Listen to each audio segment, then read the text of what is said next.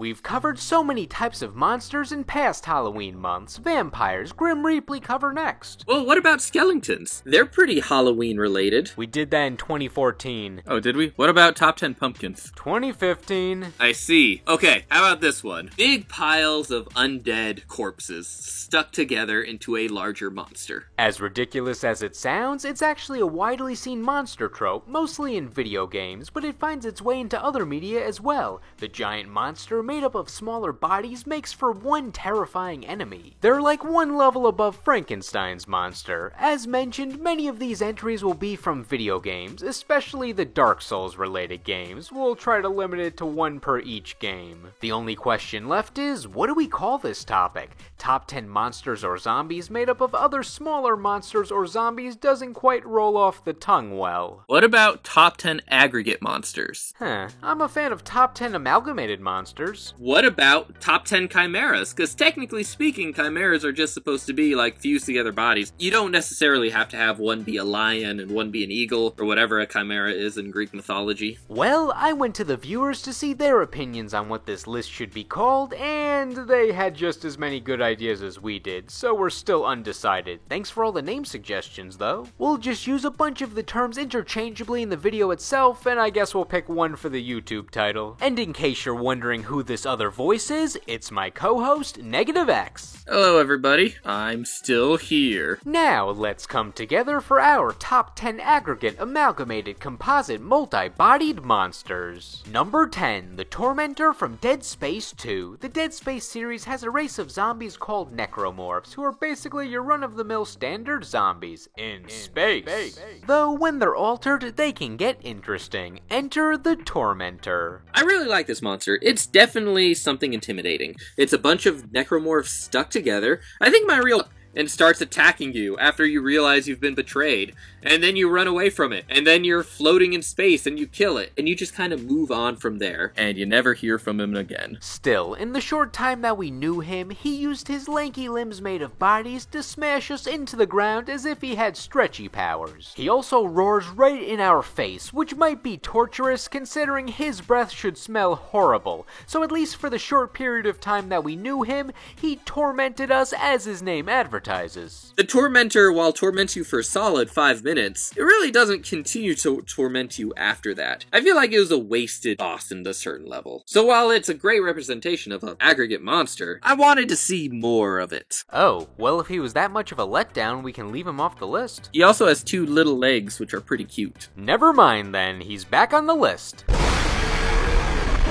Number 9, Panzer Mortar from Call of Duty World War II. Mr. Top Tennis, I want to take this moment to appreciate the fact that this is probably the only time you're ever going to talk about Call of Duty on your channel. Well, maybe I'll just make my next video top 10 Call of Duty weapons, Baka. Ah! At first, I thought he was just going to be a giant mass of zombie meat that sort of had a humanoid shape, but then I realized when I looked a little closer, the circle of skulls in the middle was supposed to be some sort of Lovecraftian horror mouth when he started roaring at us, and then I was like, alright, this zombie has some creativity. Yeah, I mean, I have to say, I really like his mouth. It reminds me of like a starfish's mouth. He's just gonna come in and like latch on and eat you. Also, I like how there's a visual explanation on how these zombies are stuck together. You can see some mechanical parts poking out from the amalgamation, so it's actually a giant mech of zombies rather than the zombies just arbitrarily combining forces due to some inexplicable zombie magic. I guess whoever designed this mech really liked organizing everything, since specific regular-sized body parts are allocated to the equivalent big body parts of the big monster. See, look, it's a bunch of legs for fingers,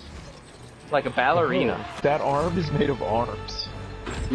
Yeah, God, dude. So part of the story is that one of the character's brothers gets like stuck into him, and you're trying to rescue him. In fact, if you do extra steps outside of what that tells you to do, you can actually get him safely. But how did he get in there? What was he doing? Was he trying to put Panzer Mortar on like a coat? And like, oh, let me just put on my overcoat. Oh god, wait, it's a 20-foot towering monster made of corpses, and now I'm stuck. Second of all, when he first introduces him, how does the brother's legs not hit the wall in front of him? He like gets separated between the wall and the monster, but his shins would have been hitting it. It makes no sense. Third of all, I love how this guy takes really big steps when he steps over things. Just a personal choice, but I love the big steppies. enemies. Other things, this guy would have been impossible to kill if it wasn't for that damn blimp in the sky shooting at us. The only way you can really kill him is with magnets, to where you can knock out a piece of the blimp, charge it, stick it on the back, and slowly drag the zombie up into the sky while it gets blown away. And even then, even after all of that, if you do the right stuff,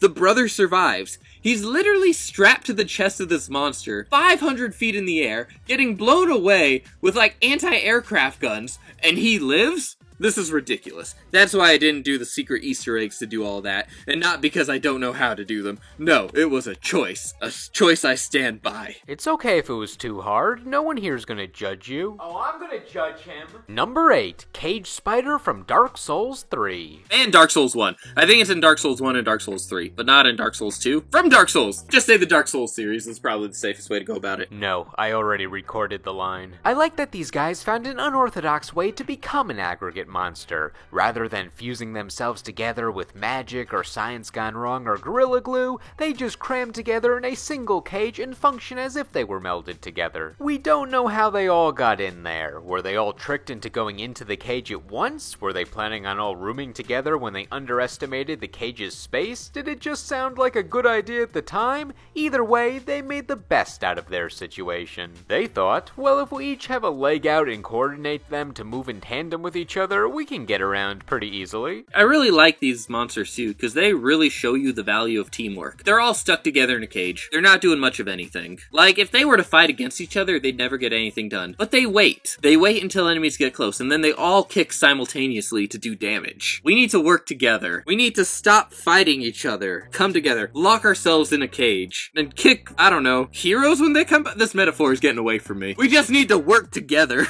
The best Cage Spider, though, is a specific one from Dark Souls 3, because it'll have a lovely conversation with you. I really like that one Cage Spider in particular. He's hiding behind a building in the shade, just ready to sing. The ground and carries a cage.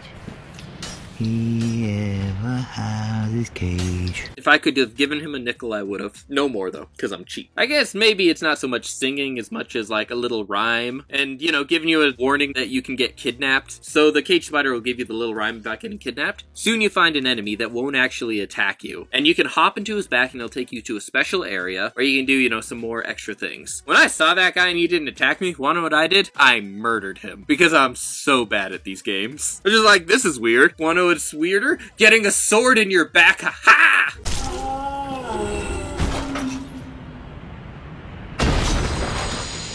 Oh, very nice. You like my hat? It's a nice hat. Look at that. You look so fancy, so clerical. Thank you. Number 7, Abstract Daddy from Silent Hill 2. Silent Hill is a place where everything disturbing happens. It manages to take your worst fears or memories of trauma and manifest them into a physical monster. The results are incredibly uncomfortable. There's no lighthearted way to describe these monstrosities. You're playing as James Sunderland looking for your dead wife. When you first get to town, you find Angela in a graveyard, and you talk to her for a little bit, and you run into her repeatedly. You find this monster in the bottom underneath the Historical Society in some really weird room where she is clearly upset. And Abstract Daddy is physically shaped like an individual in intercourse with somebody else lying on the bed, fused into the bed with their arms going through. And yeah, this is actually probably the darkest monster on this list, because it's actually a representation. Why you would fight this thing by running as far away from it as you possibly can in such an enclosed space and shooting it from as safe of a distance as you can. I wouldn't want this thing so much as even grazing my hand if I were to attempt to get close and stab it. The other thing this monster does is it actually attacks you through a slit, so it tries to take your head and shove it inside of it to do damage. Ugh. The only weird thing is when you actually beat it on the PS3, it pops up with a trophy saying, "Congratulations, you've unlocked childhood trauma." Takes a bit of the edge off. Number 6, Melzargard from One Punch Man. Let's take a break from all these dark and gritty video game monsters and cool off with some anime. When Negative X pitched this idea to me, my first thought was, oh, like that alien with all the heads from One Punch Man, so I just had to put him on the list. Even though everything else on this list is from a video game, he's the guy that turns this into a mixed media list. I just wanted to talk about him. While Boros is the final boss per se of One Punch Man, this guy felt like the real final boss. His fight felt like that of a video game boss since he felt hopeless to win against for a time, he had multiple forms, and the only way to defeat him was with a heavily indicated weak spot that was only visible when he was regenerating his clay-like body. What's the deal with anime characters hiding special rocks in their bodies that make them immortal? Like, come on guys, just get a safe. Leave the rocks at home. You don't have to keep bringing them. First Gembu, now this? What next? There's gonna be a Yu-Gi-Oh guy with a rock in his chest? The aggregate part of him just looks like it's going to be the heads, but really, each one is like a different guy crammed into a single body. The heads just poke out to indicate how many dudes are left in this monster. When they need to split up, they each get their own body, or just fly off as a head, full-on beatdown mode, and all combine into one body. While the many heads look as a more fitting aesthetic for the topic, they seem most efficient when they stack the heads to look like one giant head with a lot of parallel sets of eyes. They can shape the body into different forms when they're like this, and they overall seem like they can just make up the rules as they go along. He can regenerate, sure. He can fly, why not? He's fast, just give him everything at this point. I'm sure he's mega intelligent too with all those heads capable of human speech. Yeah, I really like because each of his heads has a different personality. They talk to each other about, man, it's taken forever to grow this head. So in a way, it's more like they're siblings stuck together, as opposed to just random monsters with no personality. I think everyone's favorite head was the one that responds, "That is good," at the end of every conversation. We all enjoy a nice catchphrase, and the guy looks at the positive side of things. He finds the good in everything, and we can all respect that. Number 5, the Raiden from Dark Souls 2. This guy is pretty cool. From a distance, you may think he's just going to be a mass of unspecified decaying flesh, but when you approach him, you see he's just a bunch of bodies. They all form some competent parts of this beast that help it function as if it was a standard giant humanoid monster, except the bodies in the middle. They kind of get wasted since they just contribute to the mass of the Raiden's abdomen. For the rest, a bunch of the bodies team up under his waist, allowing him to rotate, and then other bodies create the arms, and somehow those arms obtained a meat cleaver to fight with. I'm not sure why that's their weapon of choice over just smashing things or throwing rocks or something else you'd expect from a being. The great old ones that you gotta beat to beat the game. Oh, look at, what's he doing down here? He's just hanging out in a cave full of lava. Weird decorating choice, by the way. Carrying around a cleaver? A meat cleaver? What's this guy doing? First of all, it's annoying as hell to get to him through Blood Gulch. Or, I don't know how you are supposed to get there, but I got there by finding a ring off somebody so I take less fall damage, and just jumping into some random well, running through then a poison swamp, just taking damage, and where do I stumble into? A cave full of lava, where 1,001 corpses with their best meat cleaver decide to hack me to pieces. Screw this guy, and screw that game. Ugh!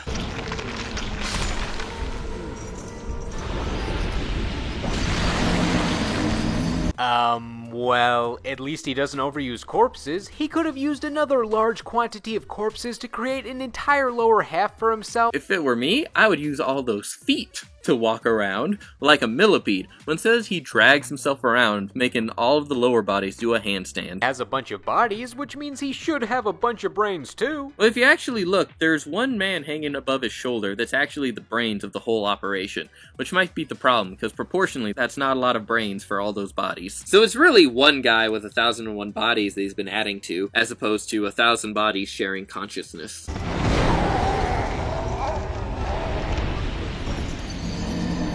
Number 4, disturbing. The bodies meld together perfectly except for the mouths and a few of the limbs all around the full body, with all these gross looking textures and some fuzzy bits. I'm afraid to know what this thing even feels like. How did it even come to be? So in the Last of Us universe, basically you have zombies that are caused by fungal infections. So like mushrooms, and you have different stages of zombie, basically. You have the beginning, where you just have people that are basically just rage-filled monsters chasing you down trying to bite you. The next stage you really get to are clickers, which look a lot more like mushrooms, no longer see, and actually will try to track you down through echolocation. After a longer time and these clickers develop more, they become bloaters, which are basically giant tanks, thick boys. The Rat King is actually the next stage up, the oldest stage that we've ever seen, and will probably ever see, because these monsters were created from the very first day of the outbreak. So you had a bunch of these clickers stuck together, locked off from society for, however many years it's been since the initial outbreak. During that time, they morphed into each other and got stuck together, creating the Rat King. The title Rat King is actually a reference to the historical situation on ships where you'd have a bunch of rats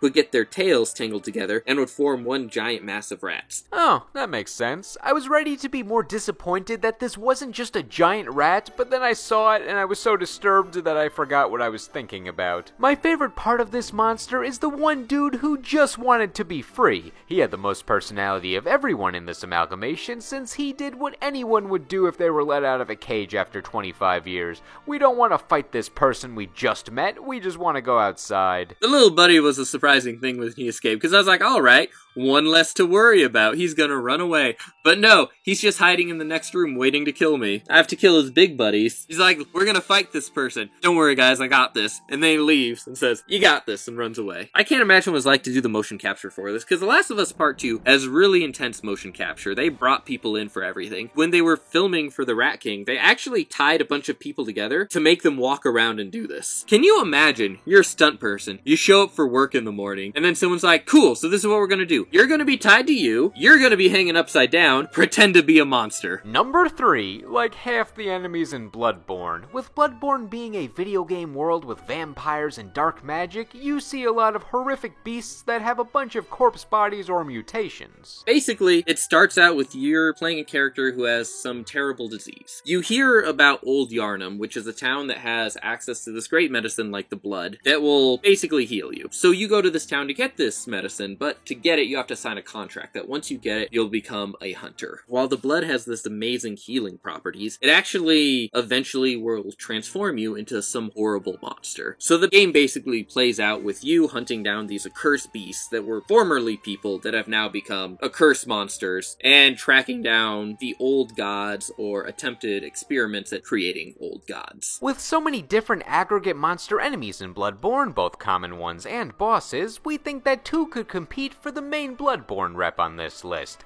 the One Reborn or Ludwig. But if we debate on who's better, Negative X, you would easily win, since Bloodborne is one of your main games, you stream it all the time, and you're a lore master. Well, Mr. Top 10 List, I'll tell you what, I will argue both sides of this right now, because, I know we like to have our little arguments back and forth, our little debates. I'll argue both sides of this, and you can, re-record your lines over whatever I say. No, I'll just leave it all up to you. I'll go get ready for the next entry. Alright, sounds good. Alright, I think we should go with The One Reborn. It is the classic example of a bunch of bodies shoved together to make something horrifying. It's also part of the main game, and goes along with the main plot. You go into the Unseen Village, and there you find the results of this experiment where they were trying to create one of the great old ones, and they shoved all these people together, and it's basically a failed experiment. So it is terrifying because nearly the thought that it's a bunch of unwilling kidnapped people that were forced into this is scary, and also it just looks horrifying. Now while I respect your opinion, I'm gonna have to say that Ludwig is the better choice here.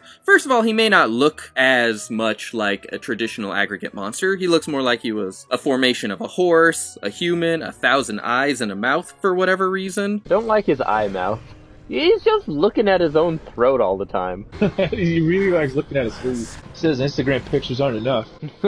But he's much more important in terms of the lore. He's the founder of the Holy Church, the one that goes out and actually slays these monsters, and he has a very tragic backstory. Him turning into this monster is the final curse upon his body. It represents his failure, everything he hated. It's actually really sad too, because you can talk to him after you fight him, and he is really concerned about the future and what happened in the rest of the game. So even though he's a DLC boss, I think he's really important. Listen here, I get why you want to go with him, but the problem is, he just doesn't look enough like an aggregate monster. He just looks kind of like a creepy horse. Sure, he's got a couple extra hooves and hands, but it's not really that great. You go to the One Reborn, there's 6 bell ringers holding him together. I'm going to disagree with you there. At least Ludwig the Holy Blade can function on his own. He doesn't need 6 people ringing bells to keep him alive. He doesn't need hype men to keep him going. This guy's pretty resistant to bow damage.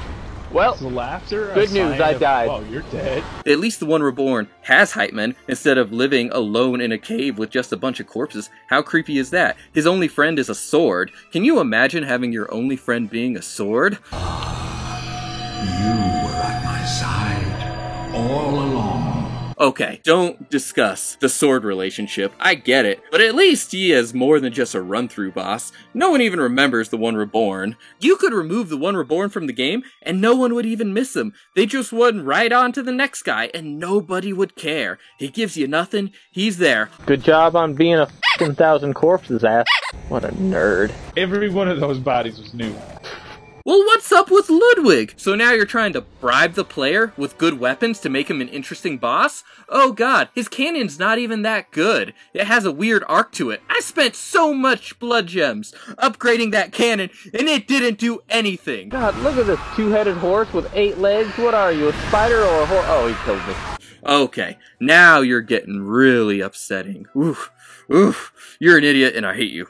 Okay. That's what I got there. Number 2, Amalgam Alpha from The Evil Within. While some of the monsters on this list are hard to look at, I feel like Amalgam Alpha has so many cool parts that it nullifies anything that would creep me out. All these mutated heads form a cool pattern on his body, he's got a weird eye looking over us, he has the posture of a friendly dog, he's decked out with his chains and his mouth, and horned giant purple people eater. Man, next time we shouldn't do top 10 eyes in MK11. We should just do top 10 eyes in general. And that guy should definitely have one, because it's big and he can look at you with it. I didn't spend too much attention to his eyes, mainly because I was trying not to get murdered. The plot of this game, so far as I understand it, is you're investigating a murder and you basically get sucked inside this guy's crazy head where he has all sorts of monsters. One of which is Amalgam Alpha. I respect that he subverts my expectations. I thought by being a giant brutish monster, he would rely on his strength and strength alone, but when he sets his sights on you or wherever he's targeting, he bolts for it. He's deceivingly fast. It adds very mild character depth to him. That's probably his favorite thing to do, run down hallways he shouldn't reasonably be able to fit in. I really like about this guy that we know things about him. For example, we know he wants out. He wants the same thing as us. He wants out. So, you know, when you combine that with his love of running and his hatred of cars, it's pretty obvious he's got a little more going on. When you're fighting him in the garage, you can hide under these cars, and he'll just smash him if he sees you go under them. The problem is he's really slow about it, so if you actually crawl out, he'll just continue to smash all the cars, while you just watch him from the side. No, not the cars. Why them specifically? Everyone knows insurance won't cover that. I don't know about my insurance. I have aggregate monster insurance built in. I don't.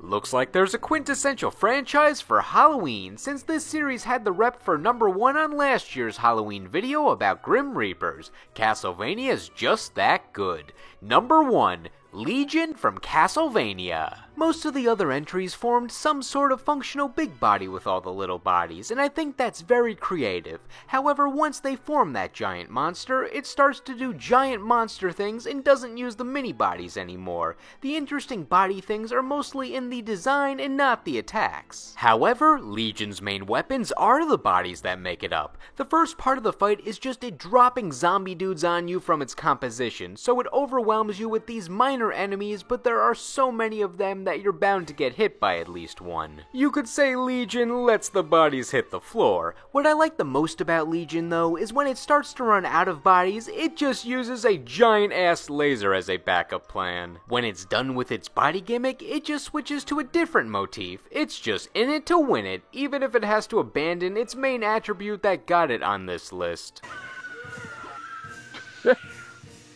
I honestly do love these yelling Stop! Stop it! They really win in their own direction here, and it really works out. It makes something iconic. Everyone who's played Castlevania remembers Legion from Castlevania. Like, let's think of some other bosses from Symphony of the Night, see if we remember them. I don't know, the gremlin guy and the guy with the spear, like the first boss you fight? I don't remember that. Evil Alucard? What is that guy? Legion? Oh yeah, I know him by name. Don't say that, there are more iconic bosses in Castlevania. Well, they deserve to be angered. I stand by what I say. Legion is the most iconic. Outside of Dracula himself, himself. What about Death? He was the number 1 for the Grim Reaper list. Well, I wasn't included on that list because I was hibernating. I didn't have an opportunity to speak strongly about it, or else I would have. What would you have said? I don't know. He's like, he doesn't try to stop me, he just takes my shit. Like, listen, I know you're about to fight this guy, so I'm just going to take that crowbar you're holding. Go get him, champ. You think he'd be on my side considering how many things I kill in this game. It's even so popular it actually made it into season 3 of the anime. I kinda wish the Legion fight in the show was the main focus of its episode, since there was a lot of back and forth going on to show what else was happening at the same time. Oh, you mean sandwiched between that sex scene and that other sex scene? Yes, that. In the anime, Legion's a little different. It's not just a monster. It's actually like an evil wizard who's like mind controlling everyone to make Legion. So it's a little different, but you still get the giant ball of corpses dropping from the sky trying to kill people. So despite just being a great ball of bodies, Legion showed that you don't have to be all fancy and elaborate to top this list.